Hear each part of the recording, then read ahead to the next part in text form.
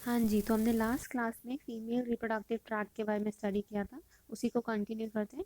तो उल्वा के बारे में स्टडी करते हैं। It is the external genitalia of the female, ठीक है।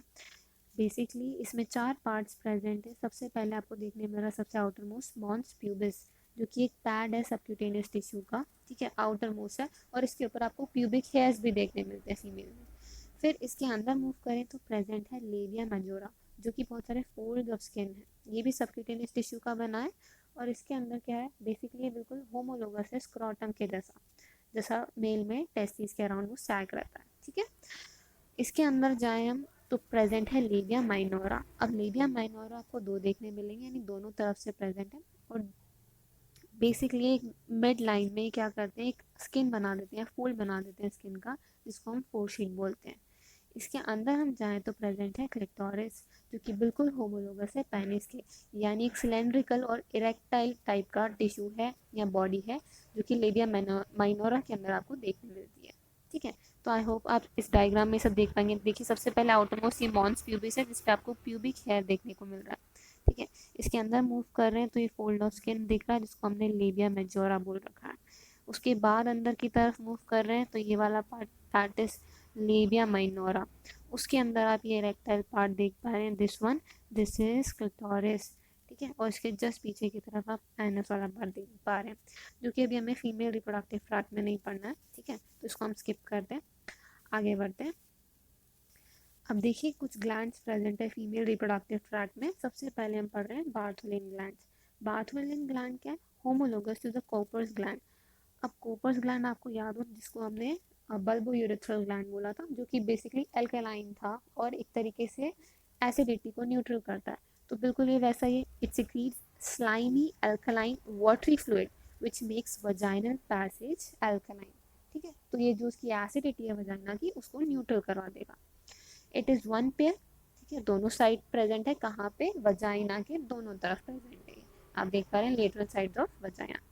इसके अलावा हम दूसरा ग्लैंड जो देख रहे हैं, दैट इज मैमरी ग्लैंड, या जिसको हम ब्रेस्ट भी बोलते हैं।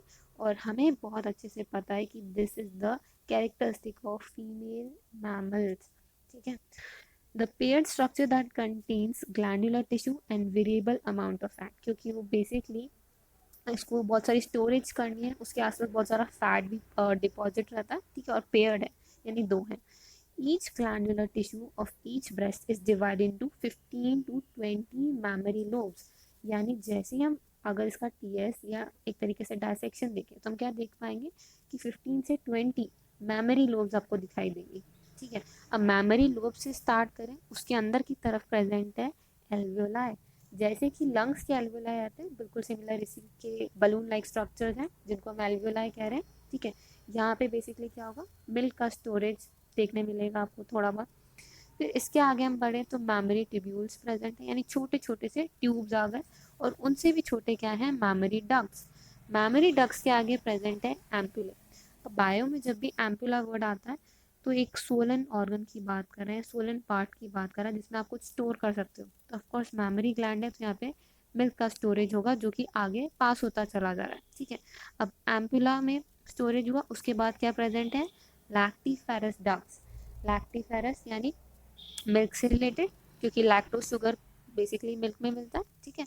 और ये लैक्टीफेरस डक्ट इसमें ओपन होते हैं निपल, जहाँ से बेसिकली जो बेबी है फ्यूचर में सकलिंग करेगा और वहाँ से मिल्क प्रोड्यूस होगा, ठीक है।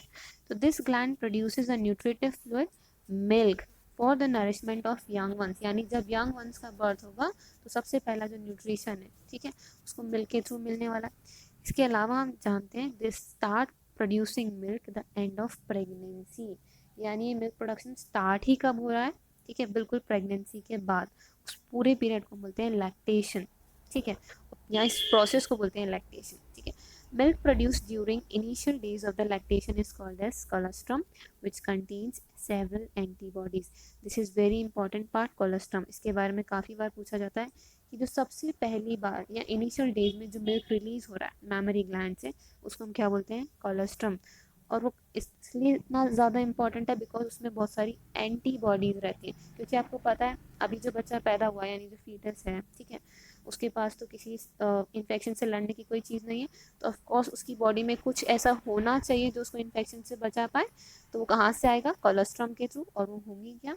एंटीबॉडीज, जो कि मदर से उसको मिल रही है। आई होप आपको आज का ये पार्ट समझ आया होगा। Thank you so much.